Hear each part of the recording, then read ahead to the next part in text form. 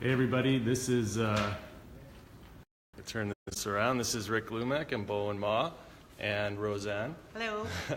We are in week 7 of the legislative session, and Bowinn is an ultimate Frisbee player, and so am I. We, I think, are the only two in the history of MLAs. Roseanne, where are you going? I'm going to work. So we're here to review this week in the session, and one of the things we both started this week, Bowinn and I, are on the Standing Committee for Public Accounts, That's right. Which is exciting. We get to review, well, we have oversight over government services, and so some of the things that we're going to be looking at are... Let's see, we've got Workstation Support Services Contract, an audit of due diligence. Well, that's not the best one, I don't think. Okay, there's also health funding explained, too. An audit of BC Housing's non-profit asset transfer program. That'll be interesting, won't it? We've also got an audit of BC Public Service Ethics Management. So why don't Evergreen Line. Oh my goodness, project. You're right. Evergreen Line Rapid Transit Project. Bowinn's a parliamentary secretary of TransLink, so she missed that one. That would be. Well, I was kind of working from the bottom and moving my way up. But there are also forthcoming Office of the Auditor General reports that we'll be able to review and scrutinize as members of the Select Standing Committee on Public Accounts. So, for instance, there is going to be an Auditor General audit report on climate change. So it will review government management of climate change risks. That'll be really interesting. And there's also one forthcoming on the Site C project. Mm-hmm. Very interesting.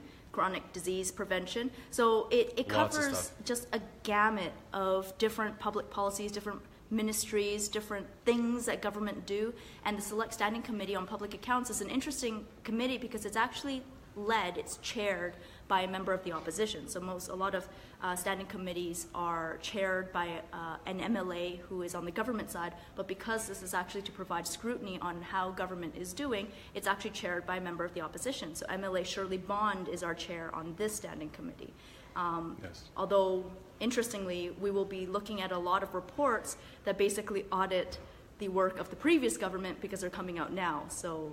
Yes. And that'll be a very interesting dynamic. That will be, yes. Yeah. So we'll be auditing reports on the previous government, which is now the opposition, who now leads the Select Standing Committee on Public Accounts on the previous government's work.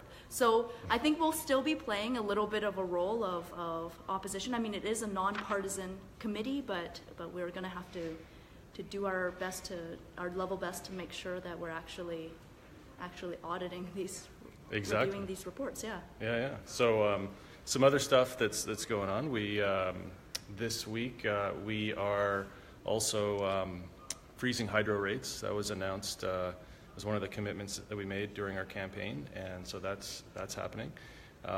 What else is going on? You've prepared a statement of something you're going to say. Oh, that's right. Well, there are a number of statements. I made a statement this week on honoring Indigenous veterans. So if you didn't know, November 8th, which was yesterday, if I have my days correct, was actually Aboriginal Remembrance Day. And Indigenous peoples in Canada have actually had a very long and proud history of military service to Canada, but we often forget that Indigenous people played such a huge role in our military efforts, so we often forget to remember them as part of Remembrance Day. So there's actually an Aboriginal Remembrance Day, and that's on November 8th. That was yesterday. Mm-hmm. But of course, hopefully on Remembrance Day, November 11th, you should also remember Aboriginal veterans alongside other veterans as well. And we are also recording a video on multiculturalism. I guess there's Multiculturalism Week is coming up. I believe it might be next week, actually. And I have learned to say the first verse of a very famous Persian poem in Farsi. I'm going to read it for you now.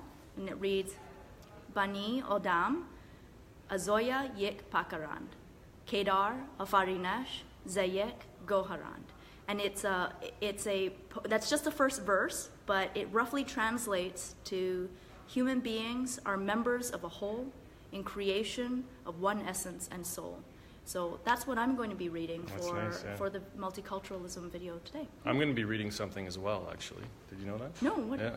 Actually, it's written in my office. We can go, because I I need it to see what it is before I can say it.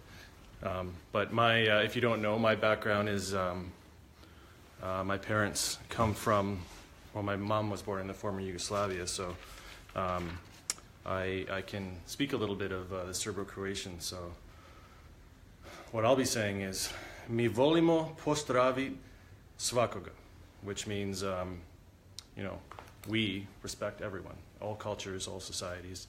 That's awesome. And that's what Multiculturalism Week is all about. So, There you go. So any other any tidbits of this week? So much. We do so much in a week that it's actually kind of hard to remember everything that we did. And I'm struggling even to remember whether I did it this week or last week, yesterday, or if I'm still to do it tomorrow. Point is, our days are extremely full. We're working hard over here. So, even though once in a while she'll play some frisbee, but for about 60 seconds. 60 seconds yeah. is about. And then feel guilty about it. Right. So. Yeah. So thank you, everybody. Week 7, we'll see you in week 8, and I'll give you another update then. And have a good Remembrance Day long weekend, and let's make sure that we take some time to remember, how lucky we are for the sacrifices that have been made for us in the past, for the freedoms that we have. So, thank you. Goodbye.